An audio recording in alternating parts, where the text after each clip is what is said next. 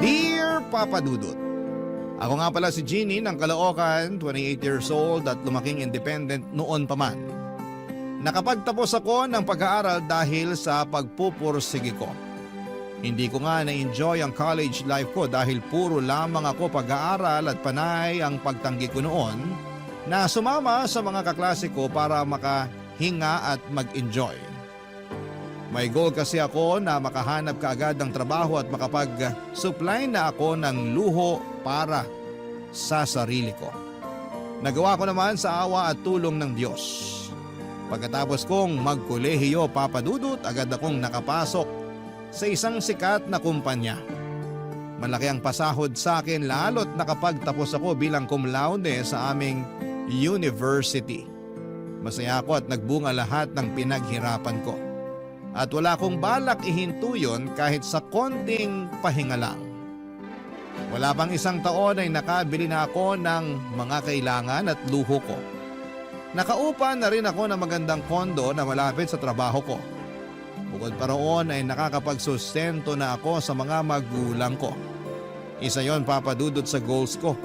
Wala na talaga akong naging problema sa career. Wala man akong karelasyon ay maayos naman ang kalagayan ko. Pero may isang tawang biglang magpaparamdam sa akin para baguhin ang mundo ko. Hindi ko siya manliligaw, ha? Hindi ko karelasyon.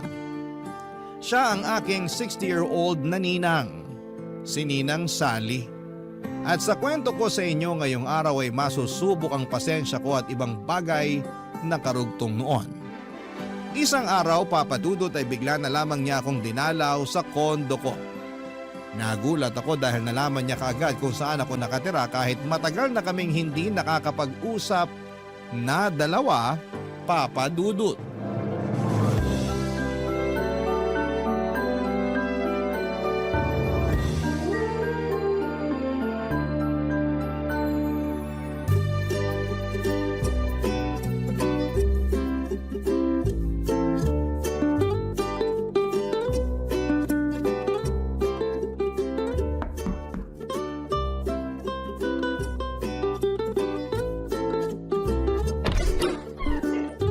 Sally! Jeannie!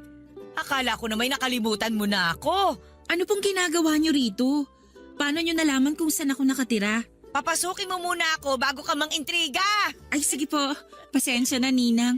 Nabigla lang kasi ako. Pasok na po kayo.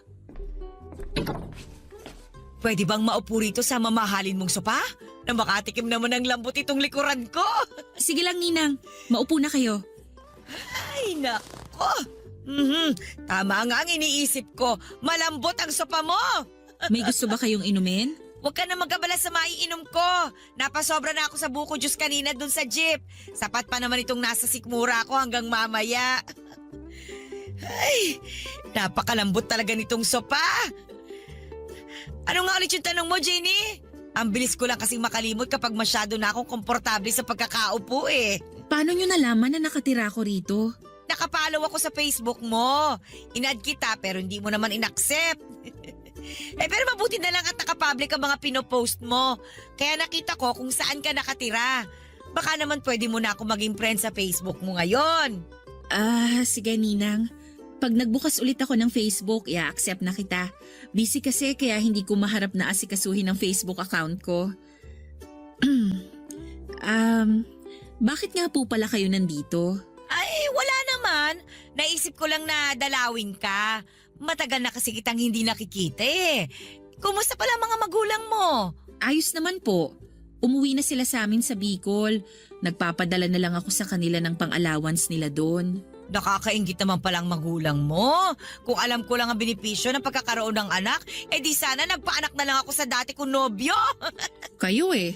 Na-enjoy nyo raw kasi ang pagkadalaga nyo, sabi ni nanay. At pagmamahal sa sarili ko. Hindi naman kasi ako nagsisisi na hindi ako nakapag-asawa. Kaya lang minsan, nakakaramdam din ako ng lungkot. Lalo na kapag nakakakita ako ng mga bata. Mahilig pa naman kayo sa mga bata, Ninang. Oo nga eh. Ikaw nga itong paborito ko. Naalala mo ba nung bata ka pa lang? Lagi tayong magkasama. Ako pa lagi bumibili ng candy at ice cream na maibigan mo. Naaalala ko nga po. Aba, pati yung mga laruan na hindi kayang bilhin ng mga magulang mo. Oy, ako ang bumibili noon lagi para sa'yo. Pasalamat na nga lang talaga at nakakaluwag-luwag ako nung araw. Salamat po pala ron, Ninang. Ay, walang anuman yun. Para na nga kitang anak eh. Sa'yo ko binuhos yung mga sobrang biyaya ko. Hindi ko po yun makakalimutan. Naku, dapat lang. Kasi balang araw, baka maningil ako. Biro lang. Si Ninang Sally talaga, lagi na lang nagbibiro. Ay nako, malapit na pala ang Pasko. Pasensya ka na kung hindi na kita mabibigyan tulad ng dati ha. Wala nang pangregalo si Ninang eh. Retired na kayo sa pagbibigay ng aginaldo sa akin, Ninang. Hindi na ako bata. Itago nyo na lang yung pera nyo para magamit nyo sa ibang pangangailangan ninyo. Oo nga eh. Madalas na ako magtabi para sa maintenance ko. Eh sa awa ng Diyos, nakakaraos pa rin naman. Ay, oy siya, aalis na ako para maabutan ko pa yung pinapanood kong teleserye sa GMA. Oy, salamat sa pagpapapasok mo sa akin dito sa mamahalin mong kondo, ha? Tinulungan kong makatayo si Ninang Sally sa pagkakaupo niya sa sofa. Niyakap niya ako at sinabing proud siya sa akin dahil lumaki akong mabuti at hindi nakakalimot. Lalo pa raw siyang natuwa sa akin dahil umasenso na ako sa buhay. Hindi na raw ako aasa sa kanya sa candy at laruan. Natawa na lamang ako sa sinabi niya pero nakatulong yon para mas gumanda ang tingin ko sa sarili ko. May narating na talaga ako dahil hindi na ako palaasa sa itutulong ng ibang tao.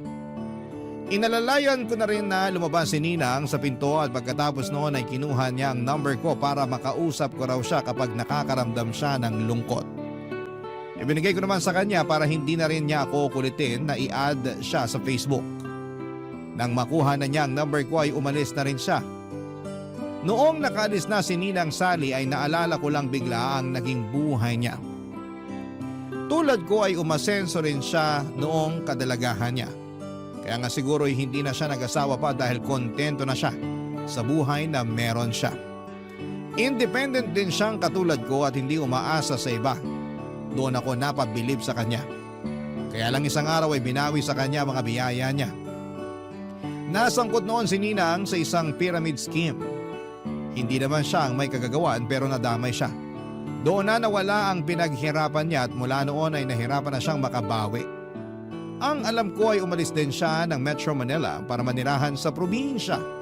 Kaya nawalan na rin ako ng contact sa kanya. Hindi ko nga alam na nakabalik na pala siya kung hindi siya dumalaw sa kondo ko. At mula nung dumalaw siya ay naging madalas ko na rin siyang nakikita at nakakausap. Tulad noong nakaraang Pasko, tinawagan niya ako sa cellphone ko, Papa Dudut.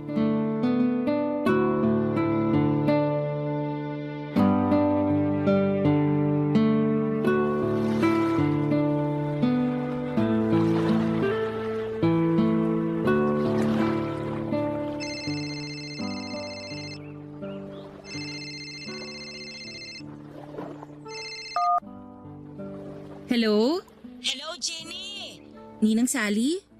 Oh, napatawag po kayo. Ay, Merry Christmas, Jenny! Merry Christmas din po, Ninang. Nasa kondo ka ba ngayon? Wala po, Ninang.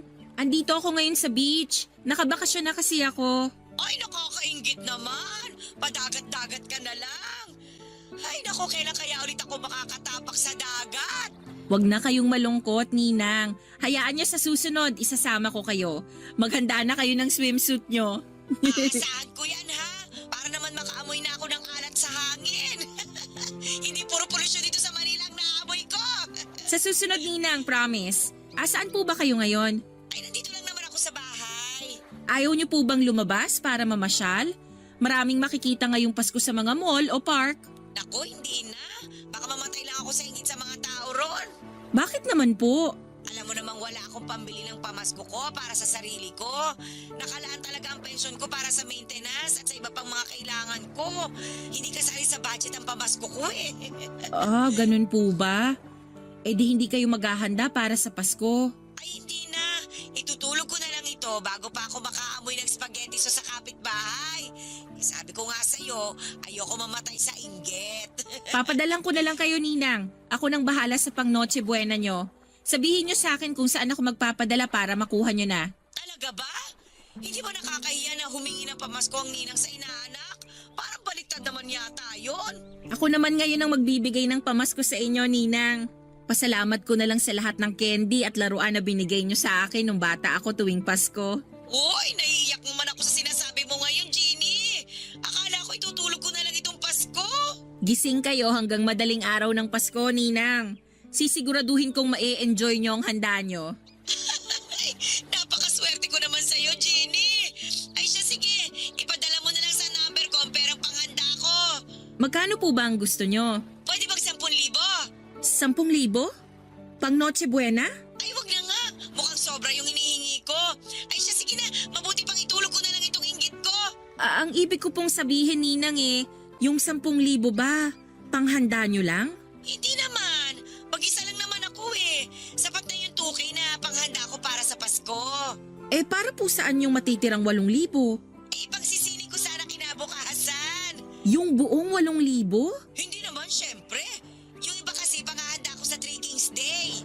Three Kings Day? Pati yun ang selebrasyon ng Pasko, Jeannie. Pinagdiriwang ko rin yun bago ako magtanggal ng mga Christmas decor ko. Ngayon ko lang nalaman na dapat paghandaan ng Three Kings Day. Noche Buena at Media Noche lang kasi ang alam kong may paspageti at fruit salad Ay, ibahin mo ang kalendaryo ko. Kung sakaling maghahanda rin kayo sa Three Kings Day, parang sobra pa rin yung matitira sa inyo. Yung iba kasi gagamitin ko para mag-enjoy naman sa Valentine's Day. Ang advance nyo naman, Ninang. Malayo pa ang Pebrero. Gusto ko lang kasing magliwaliw at maging masaya sa Valentine's. Kahit minsan lang ba, para naman makalimutan kong single ako at walang pamilya.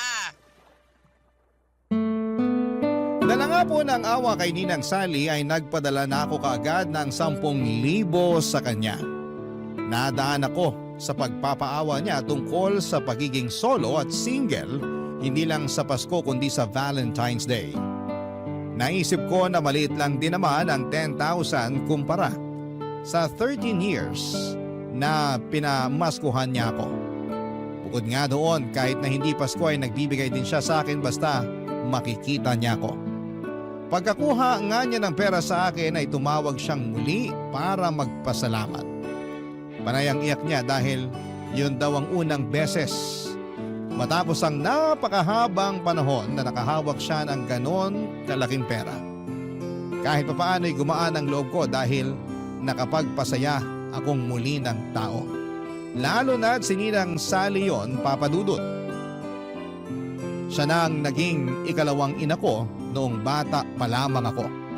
Minsan lang naman kasi ang Pasko kaya baliwala na sa akin ang 10,000 binigay ko. Kinabukasan pagkatapos kaming makapag-usap ay tinawagan niya akong muli at nagulat ako dahil nagpapadagdag pa siya ng 500 pesos. Tinanong ko kung para saan. Ang sagot niya lang sa akin ay para sa pangdagdag niya sa pagpapagawa ng pustiso niya. Sinubukan kong sabihin sa kanya na mukhang kasya naman ang 10,000 binigay ko sa kanya para maisingit niya ang pagpapagawa ng pustiso niya. Pero marami siyang sinabi na dahilan kaya hinayaan ko na lamang.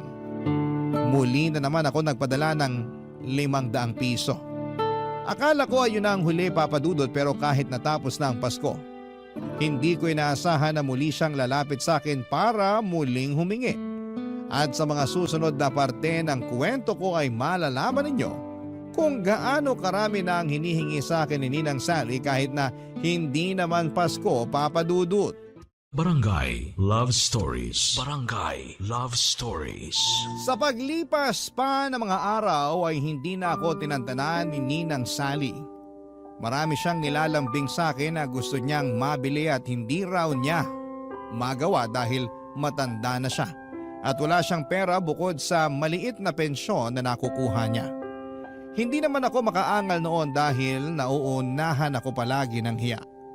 Hindi ako nakatanggi ang hirap lalo't lagi niyang binabanggit sa akin ang mga niregalo niya noong Pasko at lalong-lalo na yung mga binibigay niya sa akin kahit natapos na ang Disyembre. Para bang nagkaroon ako ng utang na loob at hindi ko alam kung paano ako makatatapos sa pagbabayad noon sa kanya. Malit lang naman po yung mga hinihingi niya pagkatapos nung pinadala kong 10,000. Minsan, 500 piso para pambayad ng kuryente, minsan naman ay 1,000 dahil na short daw siya sa pangbayad ng renta at meron naman yung tig 200 pesos. Para ipangbili ng merienda o di naman kaya ay bagong wallet dahil ayon sa kanya ay lagi siyang nakawawala o di naman kaya ay nabubutasan ng wallet. Alam na rin niya ang araw ng sahod ko at alam na rin niya kung kailan ako pwedeng tawagan para masagot ko. Sinubukan ko namang hindi sagutin noong una pero hindi niya ako tinitigilan hanggat hindi niya naririnig na mag-hello ako sa kabilang linya. At kapag hindi ko naman sinasagot, agad siyang pupunta sa kondo ko. Kapag hindi ko siya pinagbuksan, kapag nagpapanggap akong wala sa kondo ay tumatambay na lamang siya sa pintuan at inaabangan ako. Mas lalo niya akong kokonsensyahin noon dahil sa paghihintay niya ng matagal. Tulad na lamang nung isang beses, sinadya ko siyang hindi pagbuksan ng pintuan pero hindi na rin ako nakatiis. Dahil alam kong hindi siya uuwi hanggat hindi niya ako nakakausap at hindi ako humaharap sa kanya, Papa Dudut.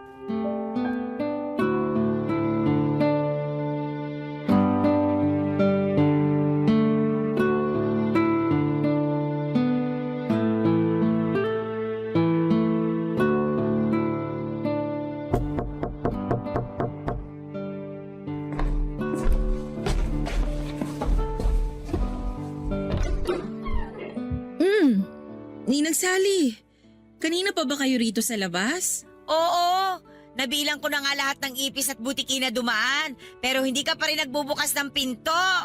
Nakatulog kasi ako ninang eh. Napagod kasi ako buong linggo kaya bumawi ako ng pahinga kanina. Sorry po. Para kasing sinadya mong hindi ako pagbuksan eh. Panay ang katok ko. Tingnan mo nga itong kamao ko oh. Namumula na. Baka bukas ay magpasana ito. Alam mo naman kaming mga may edad na. Sensitive na mga balat at buto. Oh, talo pa ang sanggol. Sana po hindi na lang kayo naghintay sa akin. Umuwi na lang sana kayo. 6 na oras na ako naghintay eh. Mag-sorry ka na lang para naman matapos na ito. Sorry po, Ninang. Pwede bang pumasok muna? Ipapahinga ko lang itong likuran ko na namanhid na sa kasa sandal. Sige po, pasok kayo. Maupo na po muna kayo sa sala. Ipaghahanda ko lang kayo ng maiinom. O sige, mabuti pa nga. Ay, sa wakas, naginawahan din ang likuran ko. Ginny, kapag ayaw mo na ito sa pamo, ako na lang ang kukuha ha. Naku, matagal pa po bago ko pagsawaan yan. Kabibili ko lang yan last year. Makakabili ka pa rin naman ng bago. Ang laki kaya ng sahod mo. Hindi naman kasi ako mabilis manawa sa gamit. Pag alam kong pwede pang pakinabangan at wala pang sira, ginagamit ko pa rin. Ayaw mo lang yata talagang ibigay sa akin to sopa mo eh. Biro lang.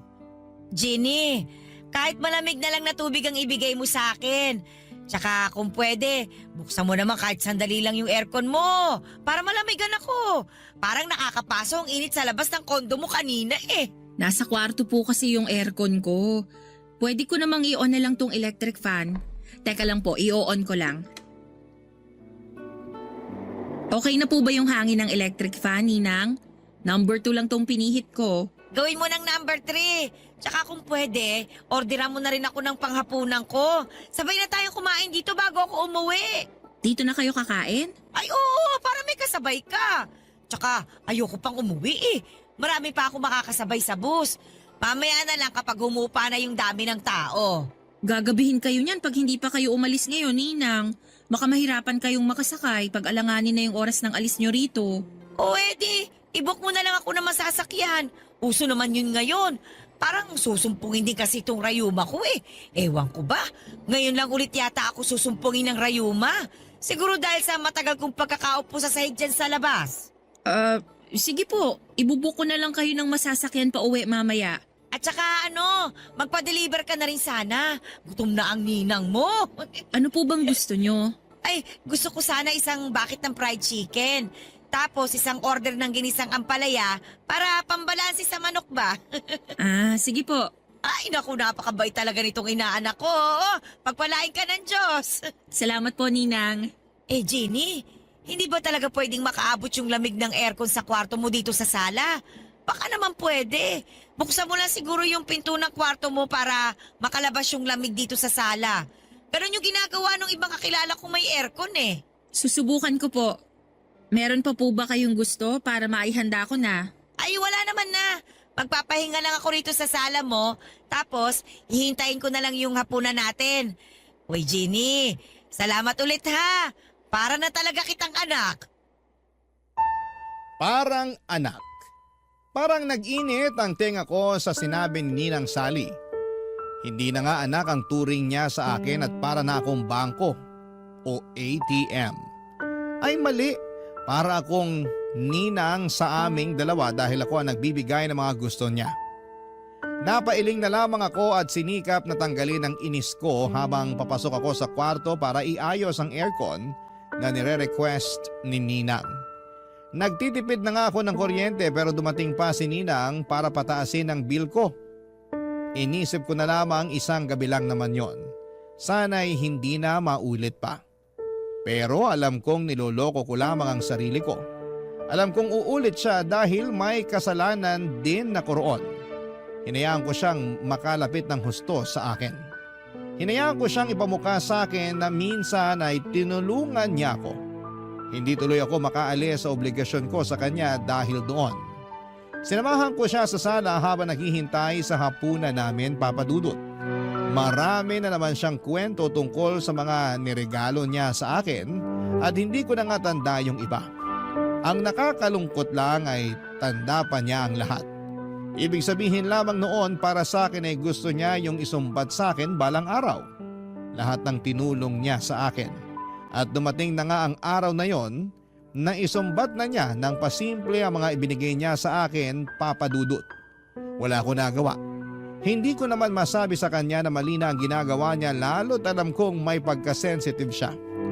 Lagi nga niyang nakakasamaan ng loob noon si nanay dahil sa pagiging balat sibuyas nito. Nagkakaayos din naman sila pero napansin ko noon na habang lumalaki ako ay tipid na kung makipag-interact si nanay sa kanya. Noong nagkaedad lamang ako, nakaunawa kung bakit nagkaroon ng lamat ang relasyon nilang dalawa, Papa Dudut.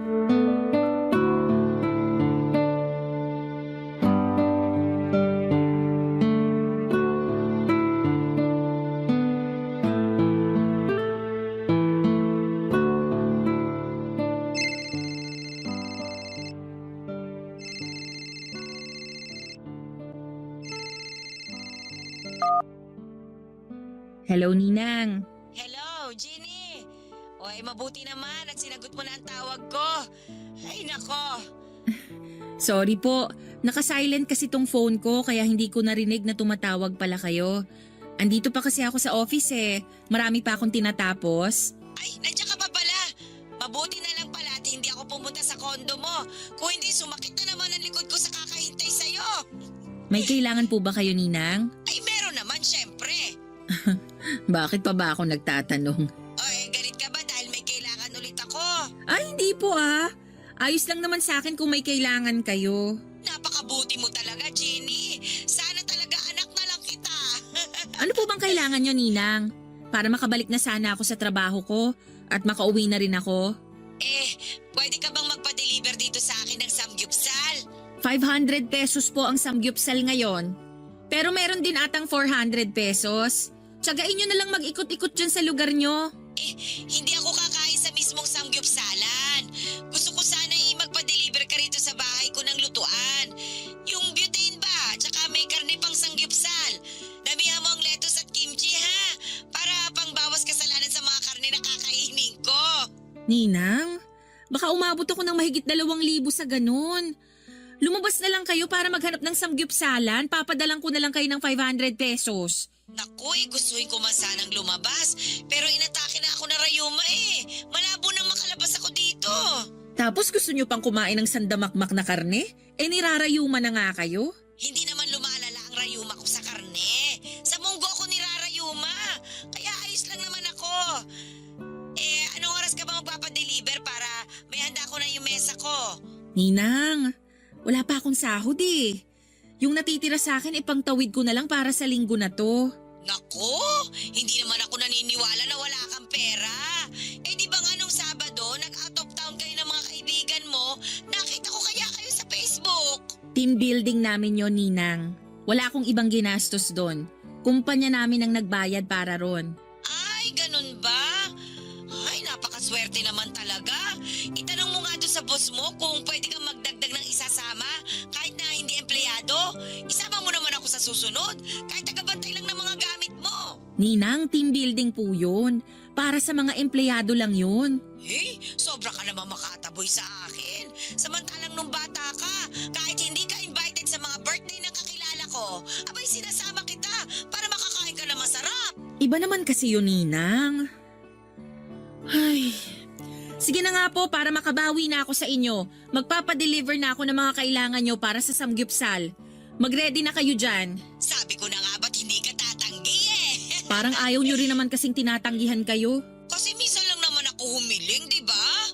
Parang di naman po. Ay, nararamdaman ko na parang masama ang loob mo. Hindi naman, Ninang. Siguro mas okay na huwag ka na lang magpa-deliver. Itutulog ko na nga lang itong kirot ng tuhod ko. Baka makatulong din naman na gutom ako para para ba mabawasan yung sakit. Pwede kaya yon? Huwag na kayong magtampo. Heto nga't naghahanap na ako ng o-orderan ng mga kailangan nyo para sa samgyupsal eh. Pa-order na rin ng soft drinks ha. Meron pa bang iba? Damihan mo na sana yung karne na o-orderin mo ha. Para may pangkain pa ako kinabukasan. Malamang sa malamang, hindi pa ako makakalabas nito. Gawa nga nitong rayuma ko. Nanginginig po ako noon habang kausap si Ninang Sally sa cellphone. Marami pa siyang ibang dinikta na kailangan niya. Nagpalambing na rin siya ng maliit na rice cooker dahil hindi na raw nakakaluto ng maayos ang lumang rice cooker niya. Sinabi rin niya na kung pwedeng ako na muna ang magbayad ng pangbili ng maintenance niya dahil malilate nang dating ang pension niya. Umuo na lamang ako ng umuo. Alam kong kasalanan ko na yon pero ano pa bang magagawa ko? Puro panggigil trip ang ginagawa ni Ninang sa akin. Ayaw ko nang may nakakatampuhan ako at alam kong issue ko yon. May pagka people pleaser din kasi ako. At siguro'y napansin yon ni Ninang. Kaya nag-take advantage siya sa kahinaan kong yon. Isang bagay na nagpababa ng tingin ko sa kanya. Parang nawala lahat ng respeto ko sa kanya na naipon noong bata pa lamang ako.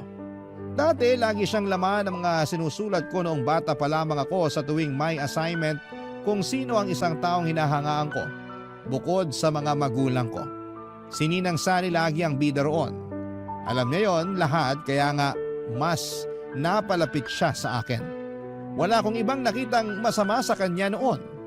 Maliban nung tumanda na ako at nakita kung paano niya ako inaabuso lalo na pagdating sa pera. Parang gusto ko tuloy balikan ang nakaraan.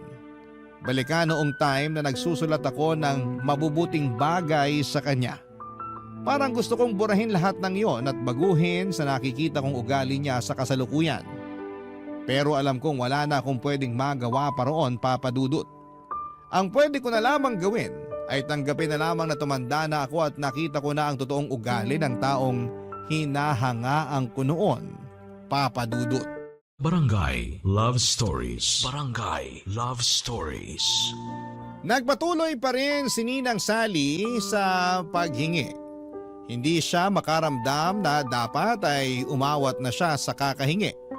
Hindi ko talaga alam kung saan siya noon nakakakuha ng lakas ng loob at kapal ng pagmumukha niya para patuloy na isahod ang kamay niya sa akin. Hindi ko nga magawang isumbong yon kina nanay at tatay ang ginagawa ni Ninang. Alam kong kagagalitan lamang nila ako at paniguradong magtatampo pa nga ang mga yon dahil parang mas malaki pa nga ang nakukuha ni Ninang Sally kesa sa kanilang mga magulang ko. Yun na rin ang naging dahilan ko noong mga sumunod kung bakit iniiwasan ko na si Ninang. Patuloy ko lang na iniisip na mas importante at mas dapat kong bigyan ang mga magulang ko kesa sa kanya. Nakakayangang isipin para kay Ninang dahil mas demanding pa nga siya kesa sa mga magulang ko. Ang mga magulang ko kung ano lang ang iabot ko ay pagpapasalamat na nila yon at makokontento. Pero iba si Ninang Sally.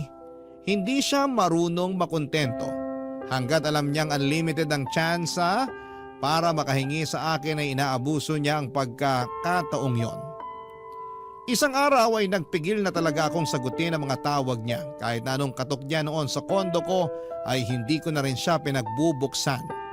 Tiniis kong hindi makaramdam ng konsensya sa tuwing napapakinggan ko ang hirap niya sa pagkatok. Napapagod din naman siya at umaalis na.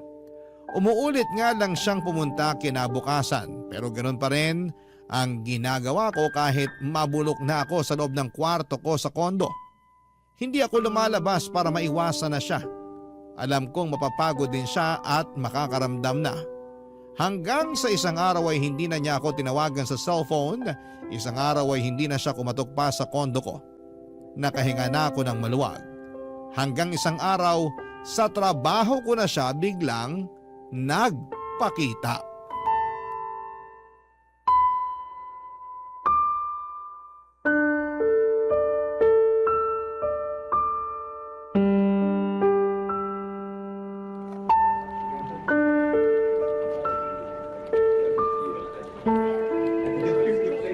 Ninang Sally, anong ginagawa niyo rito sa opisina ko? Ay, pinapasok ako ng guard ninyo. Sabi ko kasi sa kanya, ako ang nanay mo at may iaabot lang ako. Bakit naman po kailangan magsinungaling kayo sa guard?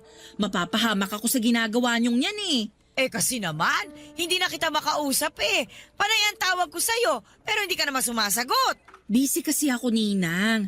Halos hindi ko na nga mahawakan ng cellphone ko kasi puro na lang ako computer dito sa trabaho. Eh ano bang rason mo kung bakit hindi mo ako pinagbubuksan ng pinto doon sa kondo mo? Lagi akong wala sa kondo kasi madalas naka-OT ako rito sa office. Sinungaling! Hindi po ako sinungaling. Akala mo ba hindi kita naririnig sa loob ng kondo mo? Matanda na ako at malabo ang mga mata. Pero klaro pa rin ang pandinig ko. Ilang beses kaya kitang narinig doon sa kondo mo na palakad-lakad. Ninang, baka naman yung mga daga ang naririnig nyo na palakad-lakad sa kondo ko. Ay nako, huwag mo nang lusutan. Napapahiya ka lang eh. Alam ko namang iniiwasan mo na ako. Kaya ba kinumpronta nyo na lang ako dito sa trabaho ko? Eh parang ganun na nga. Pero mas gusto ko makita ang pinagtatrabahuhan mo. Aba, eh tama nga ako. Asensado ka na. Maganda itong opisina mo oh. Mukhang mayayaman ang mga empleyado rito. Tama nga talaga ako. Malaki nga ang sahod mo. Hindi naman ata tama na pag-usapan ng sahod ko, Ninang. Tama ka. Mali nga ako ron. Ay, pasensya ka na kung dumiretso ako rito ha. Eh, nalulungkot lang kasi ako sa bahay eh. Ang hirap mag-isa sa buhay. Kung gusto nyo po, pwede kong tawagan si nanay para makapag-usap kayo. Magkwentuhan kayong dalawa. Alam ko gusto ka rin niyang makausap ulit. Ay, wag na. Wag mo na rin babanggitin sa nanay mo na inaabutan mo ako, ha? Baka magselos yun at pagbawalan ka ng bigyan ako. Sige po. Salamat, ha? Sa atin na lang sana itong pagbibigay mo sa akin ng pera. Para naman hindi ako magmukhang masamang ninang sa ibang tao. Alam mo naman yung ibang tao, ang hilig-hilig magkukomento sa buhay ng iba. Kaya iniiwasan ko yung mga ganong klase ng tao eh.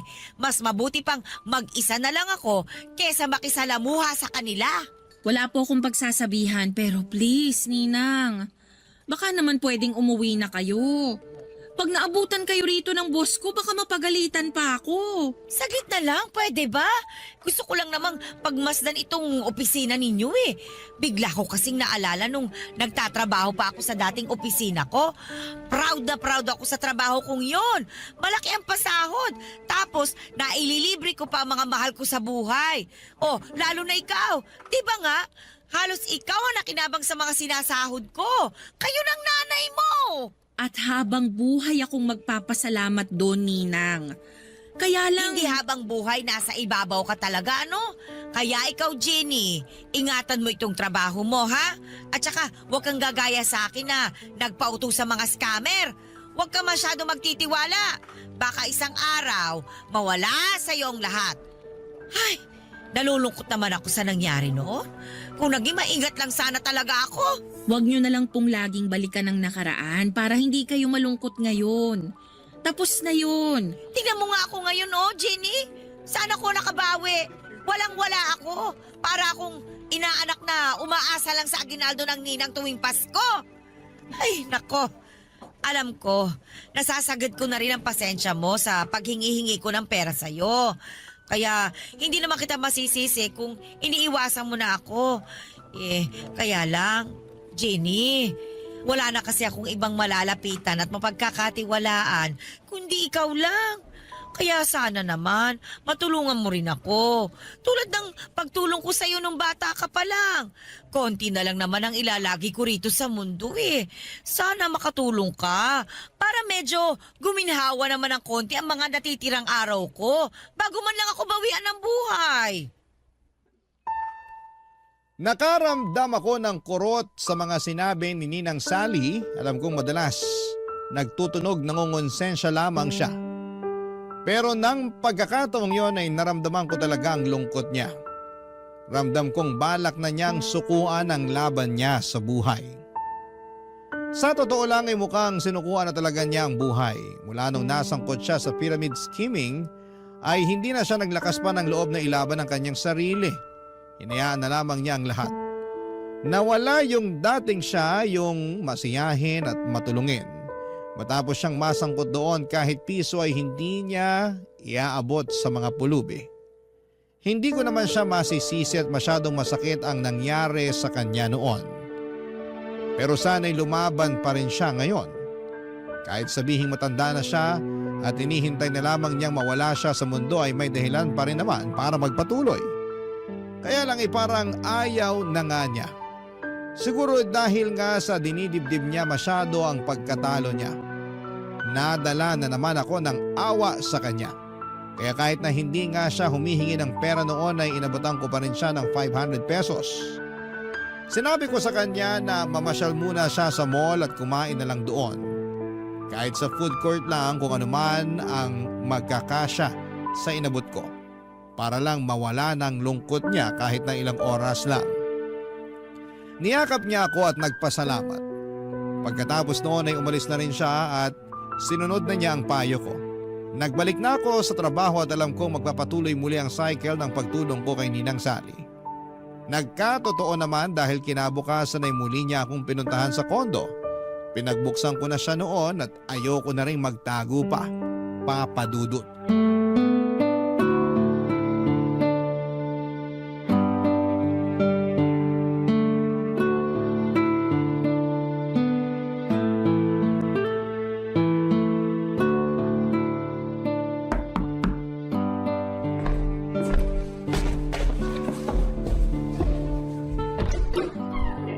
Wow! Hindi mo na ako tinataguan, ha? Pinagbuksan mo na rin ako ng pinto. Pasok po kayo, Ninang. Ay, salamat, Jenny. Maupo na po kayo sa paborito ninyong sofa. Alam kong na-miss nyo yan. Gustuhin ko man, pero napagod na ako sa kakaupo sa jeep kanina. Inabutan ba naman ako ng matinding traffic? Kaya tatayo na lang muna ako. Sige po, kayong bahala.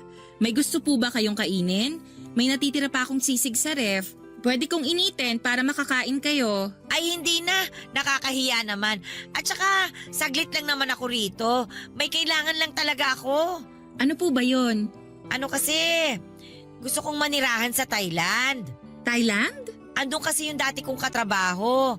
Sinabi niya na tumira na lang daw ako doon kasama niya. Hindi rin kasi siya nakapag-asawa. Nalulungkot na nga raw siya dahil mag-isa lang siya ron. Samahan ko na raw. Pwede naman po, para bagong environment sa inyo.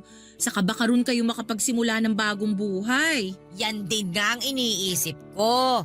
Hindi na ako makakapagsimula ng bagong buhay dito sa Pilipinas. Malabo na. Kaya baka sa ibang bansa na ang swerte ko. Susuportahan kita, Ninang.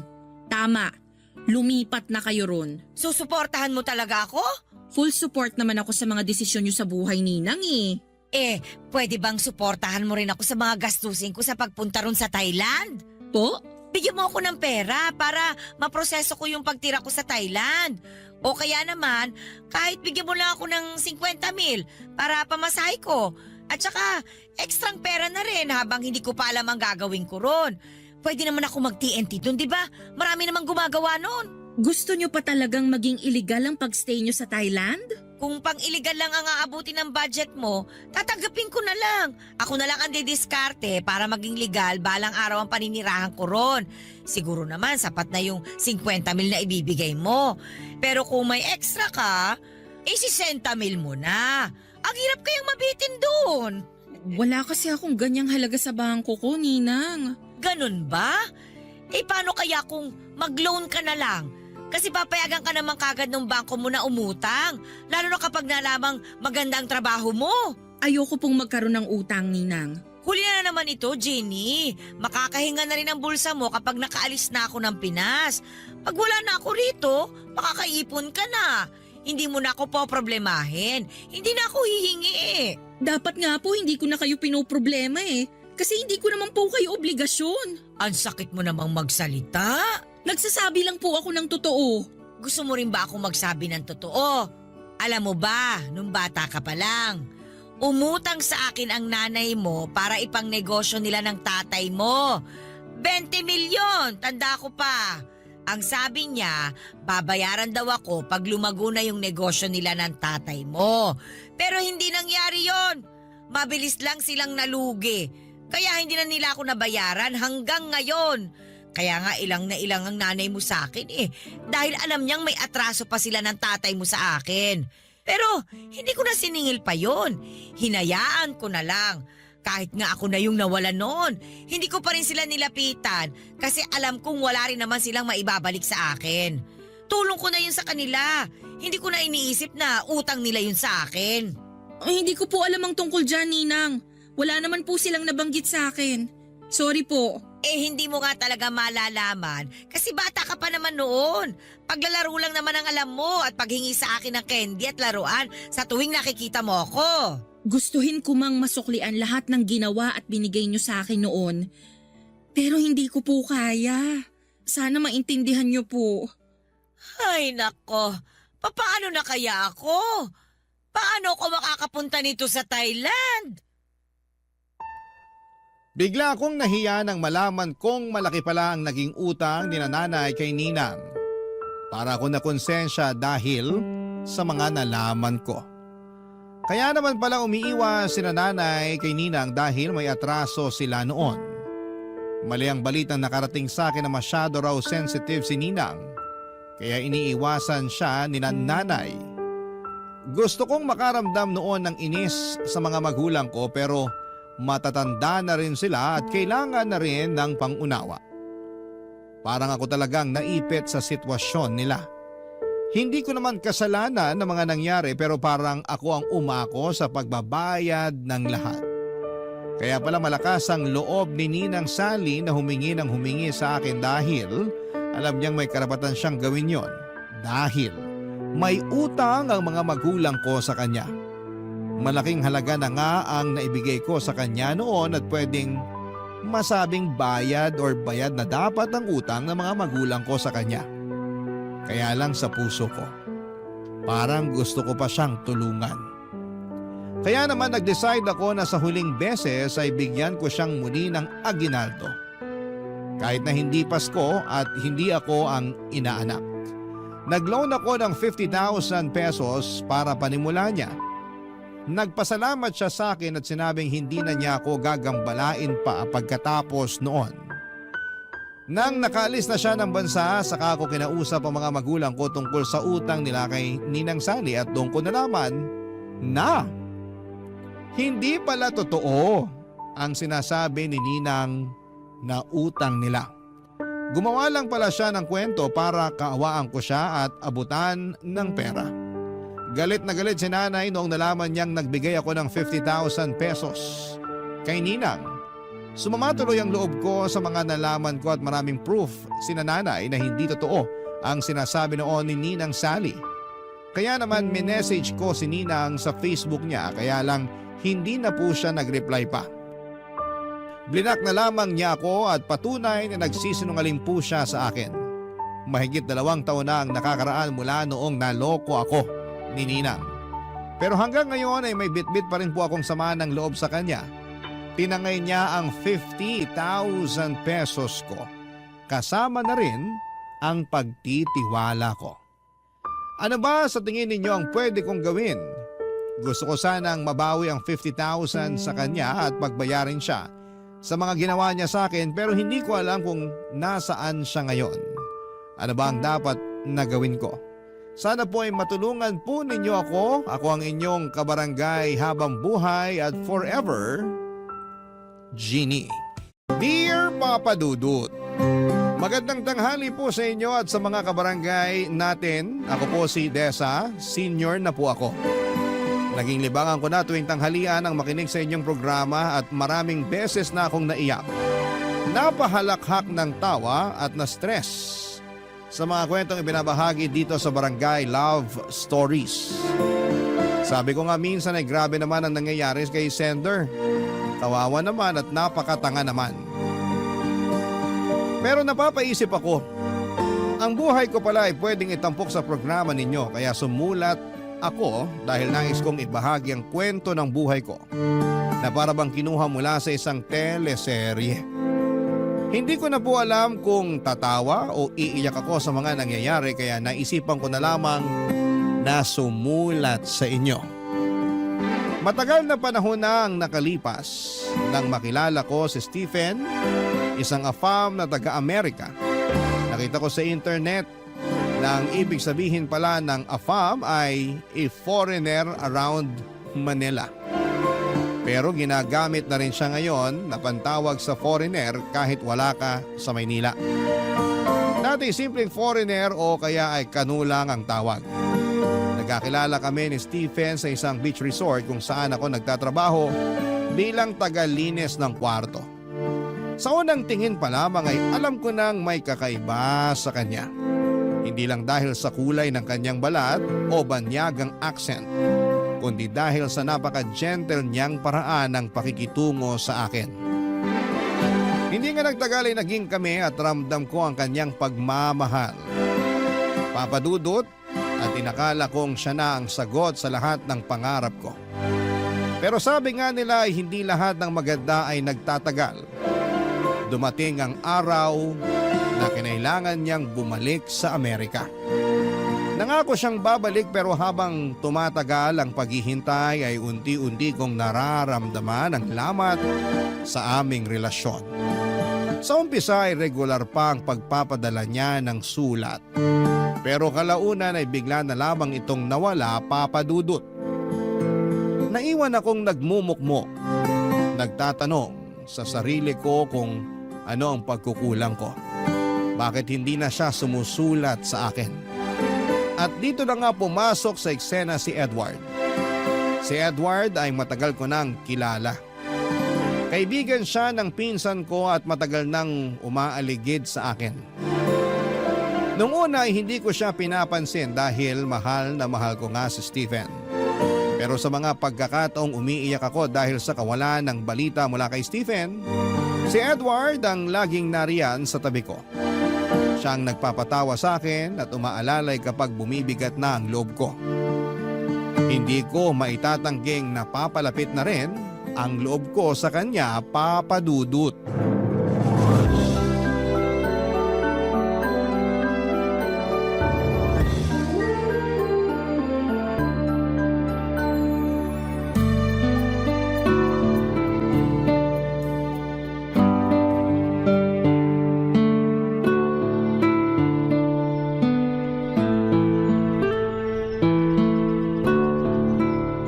Desa, parang kanina ka pa nakatulala dyan ah. Bagong taon na pero ganyan ang mukha mo. May problema ka ba? Okay ka lang ba? Halata ba talaga may problema ako, Edward? Heto, hindi ako sinungaling ha. Pero halatang maganda ka pa rin. Bolero ka talaga, Edward. Totoo naman na maganda ka. Kaya nga gusto kita eh. Pero teka ha, hindi lang dahil sa maganda ka, kundi dahil mabait ka. Ewan ko sa'yo. Ito talaga, totoo ang sinasabi ko, Desa. Ayaw mong maniwala sa akin? Siguro kung yung foreigner mo ang nagsabi sa'yo ng maganda ka at mabait, tsak na naglulupasay ka na sa kilig dyan, hindi ba? Siyempre naman, iba kasi kapag yung Prince Charming mo nagsabi nun. Aray naman, ibang klase ka talaga. Kung Prince Charming siya, ano ako sa'yo? Naku, baka may masabi akong hindi maganda. Tingin ko, nabulag ka na talaga ng foreigner na yun. Love is blind nga, kaya ganun. Wow! Ibang klase rin to. Hindi ba halos 2 taon ka nang di sinusulatan nun? Edward, baka saan na naman mapunta tong usapan na to? Nag-aalala lang naman ako sa'yo, Desa. Sulat ka ng sulat. Wala ka nang natatanggap na sagot galing sa kanya, di ba? Ang hirap kaya nun.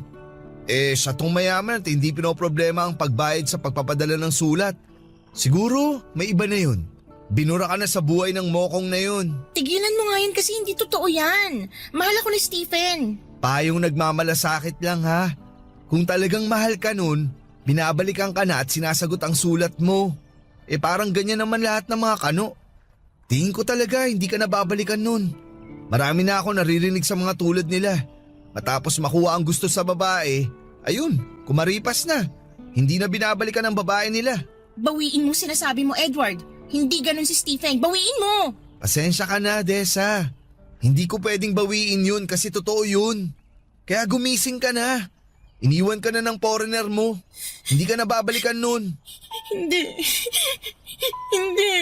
Araw-araw ka na lang ganyan. Hindi siya dapat iniiyakan. Tama na nga, Edward. Nandito naman ako. Gusto kita. Hindi ko gagawin yung ginawa sa'yo ng lalaki na yun. Hindi. Mahal ko si Stephen. Pwede ba? Hindi kita gusto. Ako lang ang lalaking nagmamalasakit sa'yo. Ako ang nandito sa'yo ngayon, oh. Bigyan mo naman ako ng pagkakataon na mahalin kita. Edward, ilang beses ko bang sasabihin sa'yo na babalikan ako ni Stephen? Kung talagang babalikan ka at mahal ka nun, bakit hanggang ngayon wala pa rin? Huwag ka nang umasa dun. Nasa kabilang mundo yun. Hindi ka nakakasiguro kung talagang mahal ka nun kasi hindi mo nga siya nakikita. Basta, babalik siya para sa akin. Babalikan niya ako. Ilang beses mo na rin yung sinasabi, pero wala. Alam mo, wala kang pake. Umalis ka na nga. Huwag mo ako lalong binubwisit. Hindi naman kita binibwisit. Kung pera lang ang gusto mo sa kanya para maiahon kayo sa kahirapan, kaya ko yun. Ano? Nagsisimula na ako ng sarili kong negosyo. Kita mo naman, lumalaki na to. Kumikita. Grabe ka. Tingin mo ba sa akin mukhang pera? Nabibili? Hindi sa ganun. Pero aminin natin, kailangan natin ng pera. Ng buhay na masagana.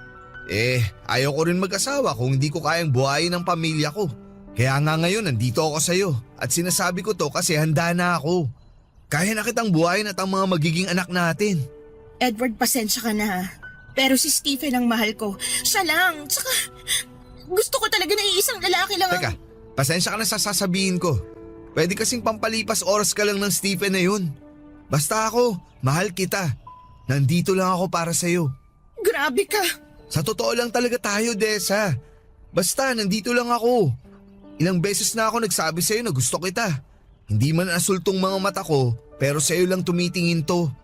Pero, hindi rin pwede na maghihintay ako sa wala. Kaya pag-isipan mo na tong aloko.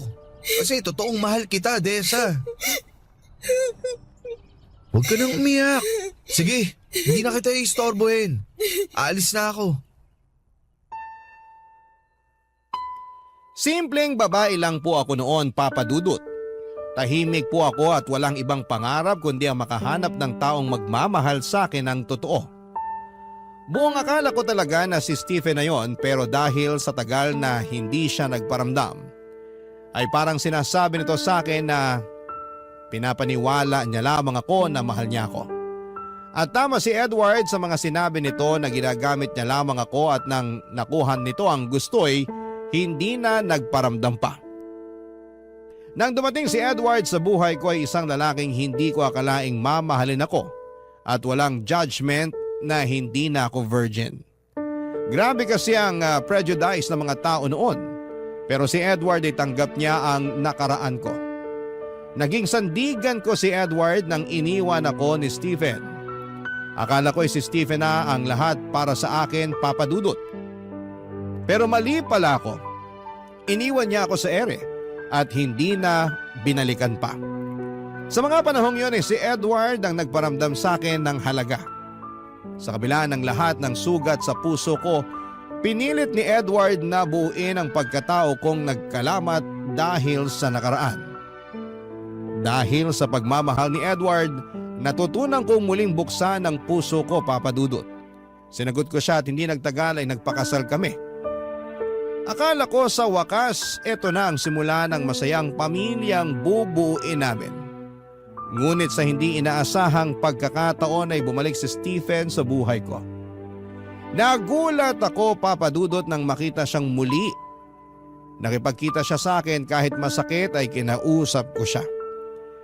Gusto kong malaman kung bakit siya bumalik at ano ba ang hinahanap niya matapos ang lahat ng ginawa niya.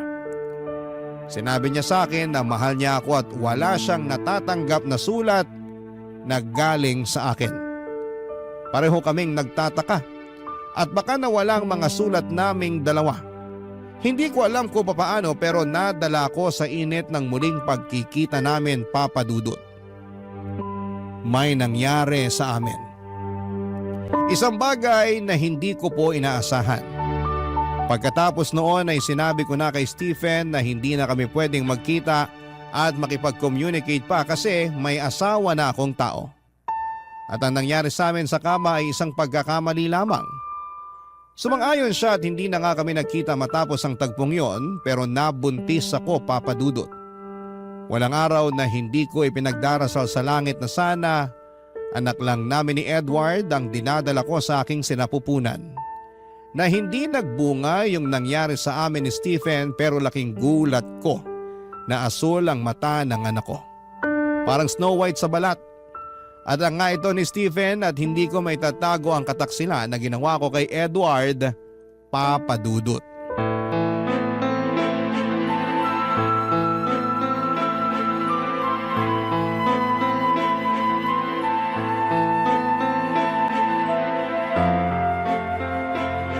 Han, kausapin mo naman ako. Paano mo nagawa sa akin to? Paano? Sorry. Pinagmumukha mo akong tanga. Han, huwag kang sumigaw. Baka magising yung bata sa kwarto. Anong kaibangan tong ginawa mo? Ano na lang sasabihin ng mga tao? Nasalisayan ako ng isang kano? Wow! Han, sorry na. Sorry? Kaya ba ng sorry mo na bawiin ang lahat? Ginawa ko naman ang lahat, Desa. Naging mabuti akong asawa sa'yo. Ayoko sanang sabihin to pero naging mabuti ang kalagayan mo nang pinakasalan kita. Nagsumikap ako para maging maayos ang buhay natin. Naging tapat ako sa'yo pero ito ang igaganti mo sa akin? Gusto ko lang naman kausapin siya. Yun lang naman ang dahilan kung bakit ako nakipagkita sa kanya eh. Gusto ko lang malaman kung bakit hindi niya sinasagot yung mga sulat ko noon. Nagkita pala talaga kayo ng kanong yun? Nagpauto ka naman sa mga sinabi niya. Tapos tumihaya ka. Hindi pa ba ako sapat? Gusto mo talaga sa ganung lalaki? Ibang klase ka rin talaga. Anong pinagkaiba mo sa ibang babaeng nagbebenta ng aliw? Sa ginawa mo, mas masahol ka pa sa kanila. May gana ka pang sampalin ako? Ikaw tong nagtaksil? Ikaw tong nangloko sa akin? Hindi ako bayaran, Edward. Eh kung hindi ka bayaran, anong ginawa mo? Di ka bayaran. Alam ko na kung ano ka. Makati ka. Nagpakamot ka sa lalaking yon kahit may asawa ka na. Marumi kang babae. Pinagtaksilan mo ako. Sorry na. Natukso lang ako. Lintik na dahilan yan. Ano? Natukso tapos nagumpugan kayo sa kama? Tapos ayun, nakalunok ka ng bola at lumaki ang tiyan mo. Tapos eto, tingnan mo yung anak mo. Kulay pa lang ng mga mata, kitang-kita na ang pagtataksil mo sa akin. Anong klase kang asawa? Oo na. Mali na ako. Mali ang ginawa ko. Akala ko kasi... Pinigilan ko naman ang sarili ko eh. Hindi ko alam kung bakit pumayag pa rin ako makipagsiping sa kanya. Pero matapos namin ginawa yun, sabi ko sa kanya na yun na talaga ang huli namin pagkikita dahil may asawa na ako. Dahil ayoko magkasala pa. Isang beses nyo lang ginawa tapos nakabuo agad. Ang talas pala ng anong yun. Eh di doon ka na. Grabe naman yung matras mo na yan. Gusto talagang magpalahi. Gusto mo palakpakan kita, Desa? Magtatawag ako ng mga kapitbahay para pumalakpak kami sa ginawa ninyo. Edward. Saka isang beses o maraming beses man yan, nagkasala ka. Nagtaksil ka at yung anak mong yan ang ebidensya ng pagtataksil mo sa akin. Edward, patawad. Ang sakit, Desa. Hindi mo alam kung gaano kasakit. Hindi kita masisisi kung galit ka. Siguro nga, maghiwalay na lang tayo. Hindi akong babae para sa'yo. Ano? Kasi nga ang bait-bait mo sa akin eh.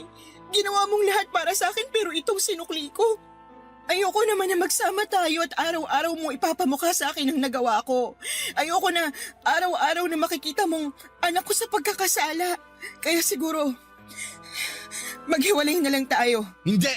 Hindi tayo pwede maghiwalay! Pero, nagkasala ako sa'yo. Nagtaksil ako. Sandali! Huwag tayo magpadalos-dalos! Hindi ko rin kayang mawala ka! Eh anong gagawin ko? Wala na akong mukhang ihaharap sa'yo at sa pamilya mo. Tsak na magiging pulutan tayo ng mga chismis ng kapitbahay. Teka lang, may nakaalam ba na nagkita kayo ng kanuna yon? Yung kapatid ko, siya lang ang may alam. Ayaw ko maghiwalay tayo. Basta ipangako mo sa akin na hindi ka nagagawa pa ng bagay na ikakasama at ikakasira ng relasyon natin. Han? Mahal mo naman ako, hindi ba? Oo naman, mahal kita. Kalimutan na natin ang lahat. Hindi ko kayang mawala ka sa piling ko. Pero, paano ang bata? Paano ang itsura niya? Pwedeng sabihin natin pinaglihi mo siya sa biren sa simbahan. Parati ka namang nasa simbahan eh. Ano? Yan ang sasabihin natin. Anak ko yung batang inuluwal mo. Ako ang ama, pero ipinaglihi mo siya sa mga santo. Kaya naging ganun ang itsura ng anak natin. Nagulat ako sa mga pahayag ni Edward ng gabing yon, Papa Dudut. Mahal na mahal ako ng asawa kong si Edward pero nasaktan ko siya ng todo dahil sa isang katotohanan na hindi ko na kayang itago. Masakit kay Edward na malaman na iba ang ama ng anak namin. Ramdam na ramdam ko ang sakit at pighati niya sa tuwing tinitingnan niya ang aming anak. Wala akong magawa kundi ang umiyak at tumingin ng tawad sa kanya, Papa Dudut. Hindi ko rin kayang saktan si Edward ng tuluyan lalo na't alam kong mahal na mahal niya ako. Kahit pa masakit para sa kanyang nangyari ay sinabi niyang hindi niya ako kayang iwanan. Matapos nga ang pag-uusap na yon ay hindi na niya ako sinumbatan pa. Hindi niya ako tinulak palayo. Pero alam kong bawat araw na kasama niya ako ay isang mabigat na laban yon para sa kanya. Sa kabila ng lahat ay naaawa ko kay Edward. Alam kong hindi niya deserve ang ginawa kong pagtataksil. Kaya naging mabuting asawa ko sa kanya at kinalimutan ko na ng tuluyan na may isang Stephen akong minahal.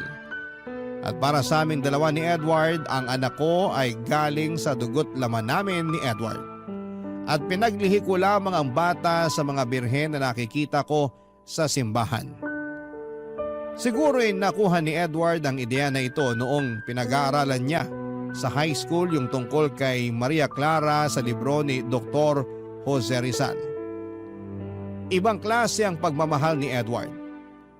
Walang katumbas ang paglimot niya sa mga kasalanan ko at pagpatuloy sa pag-ibig na kanyang ibinigay sa akin ng mga panahon na kahit nasasaktan siya ay patuloy pa rin siya sa pagmamahal, Papa Dudut. Barangay Love Stories. Barangay Love Stories. Papa Dudut, si Edward po ay hindi lamang asawa ko. Naging tagapagligtas ko siya sa pinakamadilim na bahagi ng buhay ko. Sa kabila ng pagkakamali ko ay tinanggap niya ang lahat. Siya ang tumayong ama kay Scarlett kahit alam niyang hindi niya ito dugo. Hindi niya kailanman itinuring na hadlang ang katotohanan yon. Sa halip ay niyakap niya si Scarlett na parabang siya mismo ang nagbigay buhay sa kanya. Hindi ko kayang sukatin ang laki ng sakripisyo ni Edward para sa amin. Napakabuti niyang tao at kahit gaano kasakit ang nagawa ko, pinili niyang manatili para maging asawa ko at ama ni Scarlett. Hindi na namin pinag-usapan pa ang tungkol sa aking pagkakamali. Hindi dahil sa pag-iwas kundi dahil mas pinili naming ituon ang panahon at lakas namin sa mga bagay na mas mahalaga. Sa pag-aalaga kay Scarlett at sa muling pagbuo ng aming pamilya, ang sentro ng aming mga oras. Sa kabila ng mga bulong-bulungan ng mga kapitbahay sa tunay na ama ni Scarlett ay hindi nagpatinag si Edward. Pinangalandakan niya sa lahat na anak niya si Scarlett at pinagbantaan pa. Nakakasuhan ang mga nagsasabing hindi niya anak si Scarlett. Matapos ang ilang taon ay nagkaanak din kami ni Edward. Nakita kong masaya siya at pantay ang tingin niya sa mga anak ko. Kaya naman sa aspetong yun ay sobrang nagpapasalamat ako kay Edward. Pero habang lumalaki si Scarlett at nagkakaisip, ay hindi maiwasan na magtanong ito sa kanyang itsura.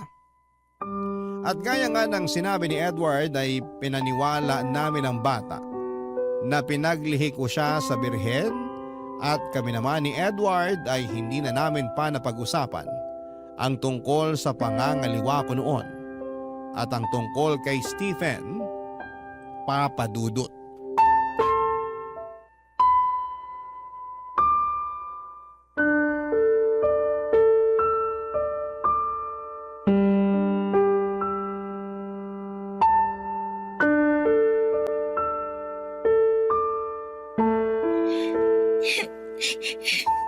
Scarlett, anong nangyayari sa'yo? Bakit ka umiiyak? Ma? Anak niyo po ba talaga ako? Bakit mo naman natanong yan? Oo, anak kita. Syempre naman. Hindi niyo po ba ako napulot sa basurahan? Ay, ikaw talagang bata ka.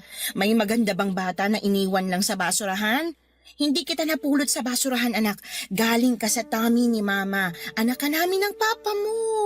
Kaya tumahan ka na, okay? Pero sabi ng mga kalaro ko, hindi daw ako Pinoy. Kaya hindi niyo ako anak. Sino ba yung mga kalaro mo na yan para masabihan ko na mali ang sinasabi nila? Tsaka, huwag ka nang makipaglaro sa kanila. Sa mga bunsong kapatid mo na lang ikaw makipaglaro. Ha? Sila dapat ang kalaro mo. Ang gusto ko, girls ang kalaro ko, Ma. Sabihan ko ang pinsan mong si Meryl na pumunta dito sa bahay para makipaglaro sa'yo, ha? Bibili kita ng panibagong manika, okay? Sige po, Ma. Kaya tumahan ka na. Ikaw talaga, nagpapapaniwala ka sa mga yun. Mama, may iba pa po silang sinasabi. Parati nga nila akong tinutukso talaga. Ano na naman? Ang sabi nila, Amerikana daw ako. Blue daw kasi yung mata ko eh. Tsaka ang puti-puti ko. Naku, naiinggit lang yung mga yun sa'yo kasi you're a princess. Ganyan kaya kulay ng mga mata ng mga manika, di ba? Alam mo, may kukwento ko sa'yo kung bakit ganyan ka kaganda. Gusto mo bang marinig? Opo, Ma. Halika rito. Dito ka sa tabi ko. Gusto kong niyayakap ang baby ko kapag nagkukwento ako eh. Alam mo anak, mahal na mahal ko ang papa mo. Kaya pinakasalan ko siya. Nakita mo yung picture na nakasabit sa baba? Yung puti po ang damit ninyo na parang Reyna po. Tama! Yon ang pinakamasayang araw ko para akong reyna at yung papa mo naman ang hari. Tapos syempre, nagdasal talaga ako noon para biyayaan ako ng magandang anak. At doon nga ako nagdasal sa birhen hanggang sa nabuntis ako. Dito ka sa tiyan ko. Parang yung baby brother ko nung nasa tiyan mo pa po siya. Ganun na nga. At habang pinagbubuntis kita, parati kong tinitingnan yung mga birhen sa simbahan. Ang gaganda nila, ang puputi, at ang pupungay ng mga mata. Doon kita pinaglihi, kaya nang lumabas ka sa tiyan ko, sabi ko, parang birhen ang baby girl ko. Ah, kaya pala ako ganito, Ma. Sa inyo talaga ako galing? Siyempre, dito ka sa tummy ni Mama. Naniniwala ka na ba?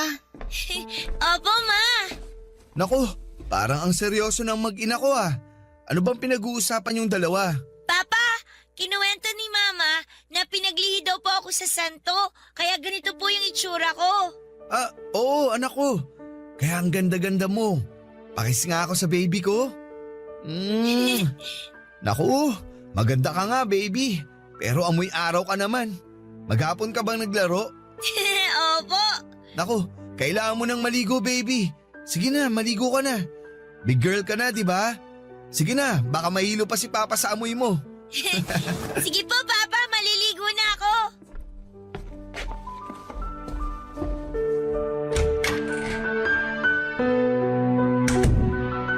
Han, natatakot talaga ako na kung lalaki na si Scarlett, hindi na siya maniniwala sa kwento natin. Han, pwede bang wag ka na mag-isip ng ganyan? Nandito ako. Sasabihin ko sa kanya na ako talaga ang ama niya at pinaglihi mo nga siya sa santo. Tapos ang kwento.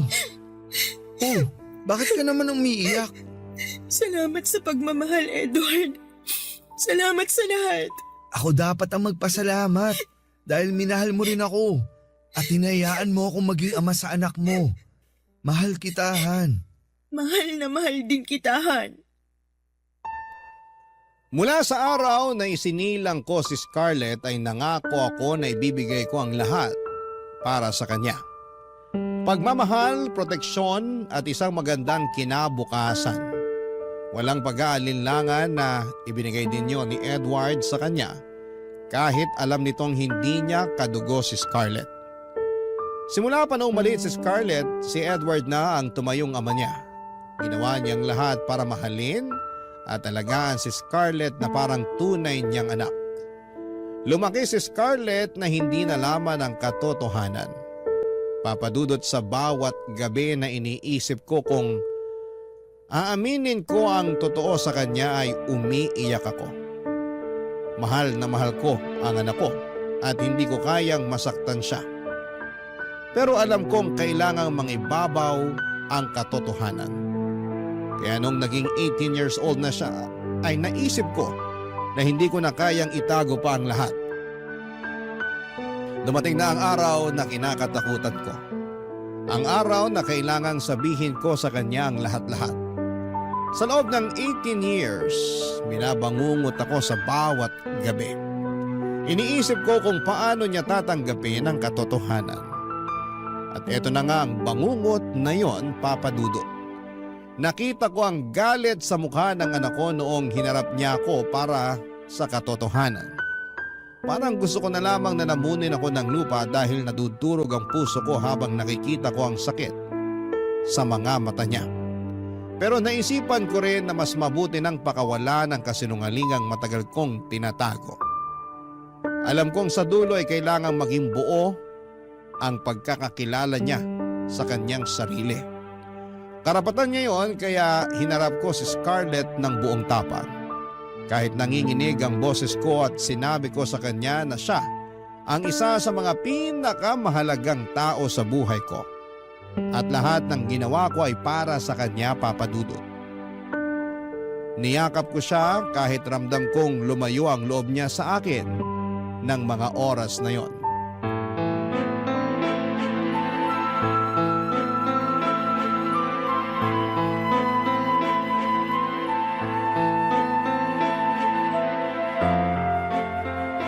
Ma! 18 years old na ako! Hindi na ako bata! Sino ba talaga ang tatay ko? Sino? Scarlett, anak. Nung bata pa ako, naging usap-usapan na hindi ako anak ni Papa dahil nga mukha akong anak ng isang kano. Maraming beses kitang tinanong at maraming beses mo rin akong sinagot na pinaglihim mo lang ako sa santo. Ma, hindi ba kayo kinikilabutan sa ginagawa niyong pagsisinungaling? Sabihin niyo sa akin ang totoo. Amerikano nga bang tatay ko, Ma? Scarlett, ang mahalaga, mahal ka namin ng Papa Edward mo. Ibig sabihin, totoo nga. Anak, Ma, 18 years niyo ako niloloko. kailangan ko kasing... Anong kasinungalingan pa ang sasabihin mo, Ma? Gusto ko lang marinig mula sana sa inyo yung totoo eh. Pero hanggang ngayon, ayaw niyo pa rin sabihin. Umami na si Tia Magda. May kasintahan ka daw na isang Amerikano. At yun yung nakabuntis sa'yo. Siya yung ama ko. Pero, ang ipinagtataka ko lang, mag-asawa na kayo ni Papa nun, di ba? Ibig sabihin, nangaliwa kayo? Ako yung bunga ng pagtataksil niyo kay Papa. At saka, nagpakamartir si Papa. Inako niya ako at itinuring na tunay niyang anak. Anak, sorry. Sorry. Bakit niya tinago sa akin yun? Totoo nalaman mo. Anak kita sa isang Amerikano, si Stephen.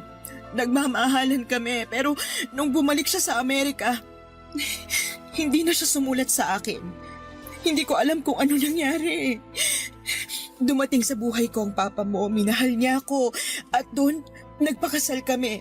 Pero dumating si Stephen, nagkita kami. Maling nakipagkita pa ako sa kanya, parang bumalik yung dati eh. Akala ko, hindi ako mabubuntis kasi isang beses lang namin ginawa yun, pero nabuntis niya ako. Nabuo ka namin. Ma, bakit mo nagawa yun? Gusto ko nang makipaghiwalay sa papa mo noon kasi isang pagtataksil ang ginawa ko pero tinanggap niya ako. Tinanggap niya tayo. At para sa kanya, galing ka sa dugot laman niya, anak ka ng Papa Edward mo. Han? Scarlett, anak?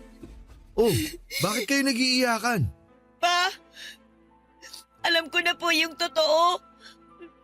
Alam ko nang hindi niyo po ko tunay na anak. Alam kong hindi ako pinaglihis sa mga santo. Kasi anak ako ng isang kano. Hindi! Anak kita, Scarlett! Anak ka namin ng mama mo! Tama na! Mga sinungaling kayo! Scarlett! Scarlett! Hayaan mo muna yung bata. Paano kung may mangyari sa kanya, Han? Masakit para sa anak natin na nalaman niya ang totoo. Hayaan na muna natin siya. Babalik din yun. Pero paano kung hindi na siya bumalik, Edward? Paano kung tuluyan na siyang magalit sa akin? Hindi ko alam kung kaya ko yun. Nakita mo naman kung paano niya ako tingnan kanina, di ba? Puno siya ng galit. Han, makinig ka. Hindi ba dati, galit na galit ako nung una kong nalaman ng totoo? Pero napatawad kita. Hindi naging madali pero nagawa ko. Alam kong kaya rin niya ni Scarlett. Kailangan lang niya ng panahon. Alam kong totoo yan, Han. Pero ibang sakit ang makita ang anak mong nasasaktan eh. Para bang hinugot yung bahagi ng puso ko. Mahal na mahal ko siya. Lahat ng ginawa ko para sa kanya pero ngayon, parang hindi niya yun naramdaman. Hindi yan. Ramdam niya yun. Ngayon, maaaring galit siya. Nalilito. Pero kilala ko si Scarlett. May puso yan. Tulad ng sayo. Mahal na mahal ka niya. Kahit nasaktan siya ngayon, mapapatawad ka niya. Ito talagang kinatatakutan ko, Edward. Dumating na. Lahat ng taon na tiniis ko ang takot at pangamba, parang wala na akong natira para sa sarili ko. Pero eto na nga, wala na akong tinatago. At yan ang mahalaga. Wala ka nang itatago. Wala ka nang bigat na dinadala. Han, ginawa mo na ang tama. At sa dulo, makikita rin ni Scarlett yan. Han, taan na. Han, ano kung mas piliin niyang lumayo? Edward, hindi ko kaya. Hindi mangyayari yan. Kung napatawad kita, kaya rin niyang gawin yun. Ngayon, hayaan mo munang lumipas ang galit niya. Ibigay mo sa kanya ang panahon para humupa ang emosyon niya. Sana nga, Edward. Sana nga. Tandaan mo, mahal na mahal ka ng anak mo. Tuluyang lumaya si Scarlett sa bahay, Papa Dudut. Napakasakit sa akin bilang isang ina na makita ang anak kong nagdadala ng bigat sa kanyang puso dahil sa katotohanang hindi niya matanggap. Ang sekreto na matagal ko nang tinatago ay parang bomba na sumabog sa pagitan naming mag-ina, Papa Dudut. Parang nawasak ulit ang pagkatao ko at bumalik ang mga alaala ng panahong nagpakatanga ako. Sa pag-asang mahal talaga ako ni Stephen. Hindi ko inakalang ang lalaking yon nang siyang magmamarka ng dugong kano sa anak kong si Scarlett. Hindi ko alam kung saan siya nagpunta, Papa Dudut. Sinubukan ko siyang tawagan. Ngunit hindi niya sinasagot ang cellphone niya. Napakaraming tanong ang gumugulo sa isipan ko. Mali ba ang desisyon kong aminin sa kanya ang katotohanan? Wala akong ibang hangad kundi ang mailapit siya sa katotohanan. Ngunit sa halip na magkaintindihan kami ay parang mas lalo lamang lumayo ang loob niya sa akin. Nang mawala siya ay walang minutong hindi ako nag-aalala sa kanya. Kung nakakain na ba siya, may tinutuluyan ba o kung hindi ba siya inaabuso ng ibang tao. Bilang isang ina, isang matinding bangungot ang pag-alis ni Scarlett, Papa Dudut. Parang iniwan ako ng liwanag sa buhay ko. Maraming beses kaming naghanap sa kanya pero wala talaga. Masakit ang mawala siya at hindi ko sinusukuan ang pag-asang magkakaayos kami kapag dumating ang araw na magkita kaming muli. Patuloy akong nananalangin na makita siyang muli at maipadama sa kanya ang pagmamahal ko ay walang hanggan. Gusto kong sabihin sa kanya na hindi kailanman naging kasalanan ang kanyang pagkatao. Dahil ang pagdating niya sa buhay ko ay isang blessing na araw-araw ko na pinagpapasalamat sa Diyos. Papa Dudut. Barangay Love Stories. Barangay Love Stories. Papa Dudut, 3 taon akong walang balita sa nag-iisang anak kong babae. Napakasakit nang bigla na lang siyang lumayo. 3 taon ako nagtiis at tinatanong ang sarili, nasaan na kaya siya? Kumakain kaya siya ng maayos? May sakit ba siya? Pero walang sagot, Papa Dudut. Walang sagot. Ni Hani Ho ay wala akong nahagilap. Hinahanap ko siya sa mga kaibigan niya pero kahit sila ay hindi rin po alam kung nasaan na siya. Parang nawala na ako ng bahagi ng buhay ko na hindi ko alam kung kailan babalik. Hanggang isang araw, Papa Dudut, ay bigla siyang bumalik at nakita ko siya sa pintuan ng bahay namin. Dala ang isang maliit na bag. Agad akong lumapit sa kanya pero may napansin akong kakaiba sa kanya. Hindi lang siya umuwi, Papa Dudut, sapagkat buntis siya. Ang dami kong gustong itanong sa kanya pero hindi ko magawa dahil sa takot kong baka muli siyang mawala. Niyakap ko na lamang siya ng mahigpit at pansin ang takot at hiya sa mga mata niya. Kaya sabi ko sa kanya na kahit anong mangyari, anak ko pa rin siya at mahal na mahal ko siya. Pero hindi ko maiwasang magtanong. Ano kaya mga pinagdaanan niya sa 3 taon na nawala siya? Sino ang ama ng dinadala niya? At bakit hindi niya man lang ako sinabihan, Papa Dudut?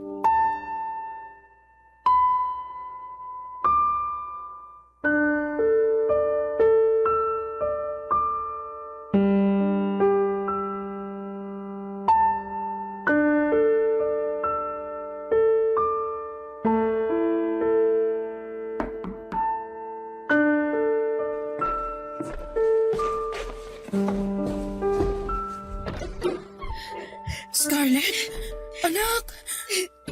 Anak! Anak! Naupo ka. Ano nangyari sa'yo? Miss na kita. Mama, Oo, nandito lang si mama mo. Huwag ka nang umiyak. Buti umuwi ka. Alala ako. Ang mga kapatid mo at ang papa mo. Bakit ngayon ka lang umuwi? Ma, I'm sorry po. Anong sorry? Ako dapat ang mag-sorry sa'yo. Patawarin mo ko, anak. Ma, naiintindihan ko na. Pinatawad na po kita. Anak ko, kumain ka na ba? Ha? Ipag-ahanda kita. Ma, may problema po ako. Ano yun, anak? Ano bang problema mo? Ma, buntis ako. Ano? Hindi ko na alam kung anong gagawin ko. Matulungan mo ako, Ma. Sinong nakabuntis sa'yo? Kailangan kanyang pakasalan. Ma, hindi pwede. Anong hindi pwede? Binuntis ka niya, anak. Dapat kanyang panagutan. Ma, kasi may asawa siya. Ano? Ma, hindi ko naman alam na may asawa na pala siya eh. Ginawa niya akong kabit na hindi ko alam. Napakatanga ko. Napakatanga ko. Tanga-tanga ko talaga. Anak, Ma, gusto ko po sanang ipalaglag na lang itong dinadala ko. Scarlett, hindi. Hindi ako papayag, anak. Wag na wag mong ipapalaglag ang bata. Walang kasalanan ng bata para pagkaitan mo siyang mabuhay, anak. Alam mo, kung nalaman ko lang na ang pinagbubuntis ko ay hindi dugo ni Edward, pwede kong ipalaglag ang bata. Pero naisip ko, walang kasalanan ng bata sa tiyan ko. Wala kang kasalanan. Kailangan mong makita ang mundo, kaya kailangan ding makita ng magiging apo ko ang mundo, anak. Ma, nagkamali ako. Wala kang kasalanan, anak. Umibig ka lang sa lalaking hindi karapat-dapat. Anak, maraming taon na bumabagabag sa akin ang ginawa ko kahit pinatawad na ako ng Papa Edward mo. Hindi madali, pero alam kong kakayanin mo. Kalimutan mo ng lalaking yon, mag-umpisa ka kasama ang anak mo. Ang apo ko. Okay lang po sa inyo na wala akong asawa? Na magiging laman tayo ng chismis ng mga kapitbahay. Wala akong pakialam sa sasabihin nila. Ang importante, maipanganak mong anghel na yan at ipadama natin sa kanyang pagmamahal. Okay? Opo, Ma. Salamat. Salamat po sa pagmamahal ninyo sa akin. Ganyan talaga ang isang ina. Mararanasan mo na rin kung paano magmahal ang isang ina. Itatago ko rin po ba sa kanya ang totoo? Na ang ama niya ay may ibang pamilya pala? Nasa sayo yan, anak. Pero siguro kapag kaya na ng isip niya, sabihin mo pa rin ang totoo. Sige po, Ma. Kailangan ko maging totoo sa anak ko. Ma, nasan po pala si Papa? Nasa kwarto. Oh, Ma. Bakit naman ganyan ang mukha niyo? May sakit ang papa mo, Scarlett. Ano po? May cancer siya. Nagpapahinga lang siya ngayon kasi kagagaling lang namin sa chemo niya. Papa!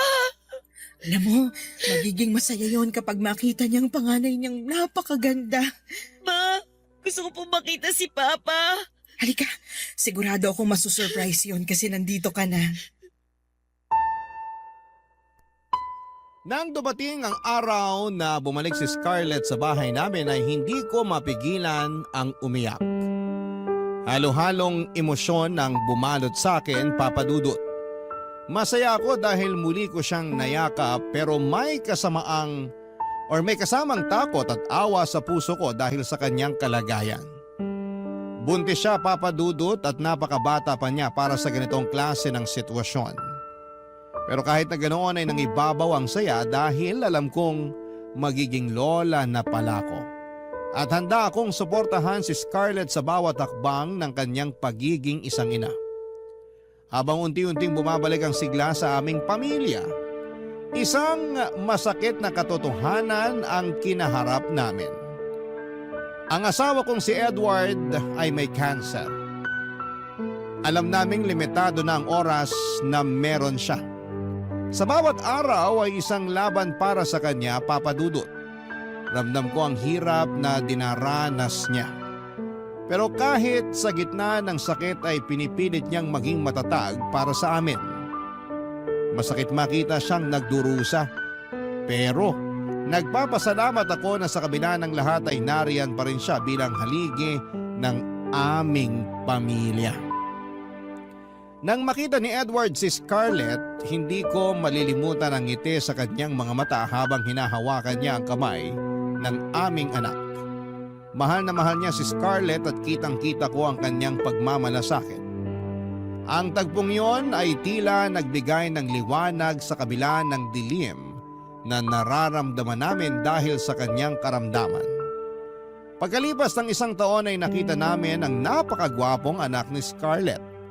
Masayang-masaya si Edward na mayakap ang kanyang apo. Pero sa likod ng masayang tagpong yon, ang isang bagay na hindi ko po inaasahan. May inamin sa akin si Edward, Papa Dudut, isang lihim na matagal niyang itinago. Ang nalaman kong yon ang tila sumira sa mundo ko na parang lahat ng pinanghawakan ko ay isang kasinungalingan. Hindi ko alam kung paano ito haharapin. Pero isa lang ang sigurado ako. Handa akong gawin ang lahat para sa aming pamilya kahit gaano pa kasakit ang katotohanan, Papa Dudut.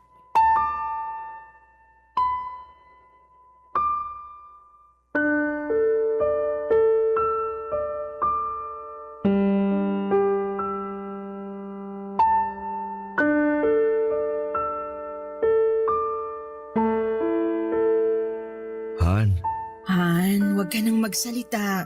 Kailangan mo magpahinga para mapadali ang paggaling mo. Sa palagay ko, hindi na ako gagaling. Huwag kang magsalita ng ganyan. Magkakaapo ka pa. Dapat makarga mo pa sila. Parang hindi ko na kaya yun. Hindi ko na siguro makikita ang magiging apo ko sa kanila. Pwede bang hindi? Kaya mo pa. Masaya na ako na makitang muli si Scarlett. Nandito na siya, kasama mo. Okay na sa akin na makita ko ang una kong apo. Namana niya kagwapuhan ko. Han, huwag kang magsalita ng ganyan. Ang babaw talaga ng luha mo. ikaw kasi. Han, patawarin mo ako. Patawarin? Para saan? Wala ka namang ginawang masama para ihingi mo ng tawad sa akin na. Sige na, magpahinga ka na. Hindi ko na talaga kayang itago to, Han. Walang araw na hindi ako pinatatahimik ng konsensya ko sa ginawa ko sa'yo. Ano bang pinagsasasabi mo, Han? Malaki kasi ang kasalanan ko sa'yo eh. Nagawa ko yun kasi mahal kita. Han, ano ba yun? Tungkol to kay Stephen. Ano? Anong tungkol sa kanya? Gusto talaga kita. Pero naunahan lang ako ni Stephen sa panliligaw sa'yo. Kaya nung umuwi siya ng Amerika at nang minsang bumisita ako sa post office, nakita ko ang sulat mo. Han, may ginawa ako sa sulat mo. Sorry. Han, anong ginawa mo? Kinuntsaba ko ang kaibigan ko sa post office. Sabi ko, wag na wag niyang ipadala ang sulat mo. At kung may darating mang sulat mula kay Stephen, hindi niya ito ibibigay sa'yo. Ano? Mahal ka ni Stephen. Ginawa ko siyang masama sa iyong mga mata. I'm sorry. Han, bakit? Nagawa ko ang lahat kasi nga mahal kita. Naging madamot ako. Ayaw kitang maging masaya sa kanya. Gusto ko lang na mapasa akin ka. Kaya nung nalaman ko nagkaanak kayo, alam kong dahil yun sa hindi pa rin nawala ang pagmamahalan yung dalawa. Nakokonsensya ako sa araw-araw sa ginawa ko. Tuwing nakikita ko si Scarlett, naalala ko ang ginawa kong pagtutol sa ugnayan niyo ni Stephen. Pero minahal ko si Scarlett na parang tunay kong anak. Hindi ako nagsisinungaling sa pagmamahal at pagtanggap sa kanya. Para sa akin, anak ko si Scarlett. Lahat ng sulat mo at ang sulat ni Stephen. I'm sorry, Ann. Lahat daw yun pagkatapos ko mabasa. Sinusunog ko. Han, Sana mapatawad mo ako. Alam kong hindi mo ako madaling mapapatawad dahil sa ginawa ko. Pero Ann, mahal na mahal kita. sandali lang. Ang sakit sa dibdib. Parang hindi ako makahinga.